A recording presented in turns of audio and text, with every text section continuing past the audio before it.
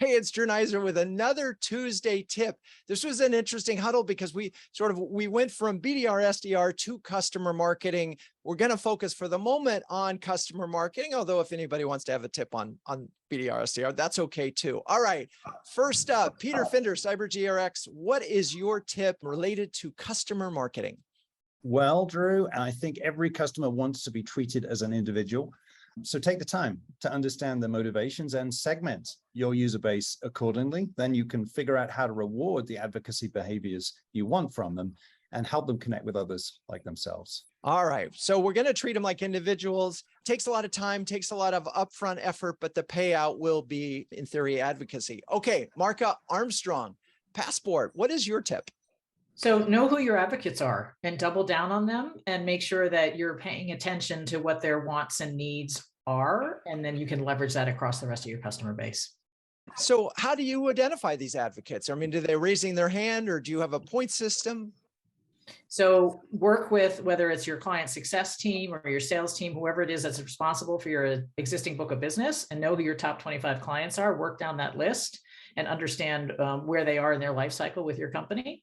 And in partnership with those people, then you can reach out and start to build that quorum of folks who are your advocates for your company. Love it. Okay, Marshall, Poindexter, OpenEye. What is your tip? So my tip is to build a really, really strong strategic partnership with your customer success or client success organization, because they can be really great sources of knowledge in terms of where the customer relationships are and how you can build renewal marketing campaigns to help influence those customers to stay with you long term. Got it. Great. Thank you. Amy Masano, Altair, what is your tip? And even after you've gained a new customer, for example, don't just run away. You can grow together and help them solve problems, and it can help you solve problems. So really listening to how they're using your products, your solutions, and the value that they see might be something that you never even thought of. So really to sort of lock arms and be partners, I think. Yeah, and then I love the fact that we're just not going to make assumptions that we actually know what's on their mind right now. And this came up, and perfect to move on to Lynn. What is your tip?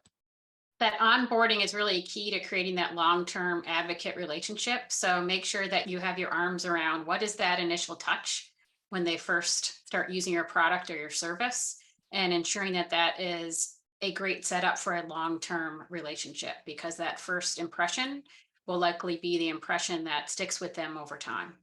It's so interesting is because so often it's make the sale and move on. And what you're really saying at that moment is that's the moment to get them excited. And I love that. Okay. So amazing tips on how to think about, and we're doing this because in a recession, strategy number one is to cut back on churn. Thank you, Peter, for that reminder. I'm Drew Neiser. If you are a B2B CMO who can share, care, and dare with the best of them, check out CMOHuddles.com. Peace out.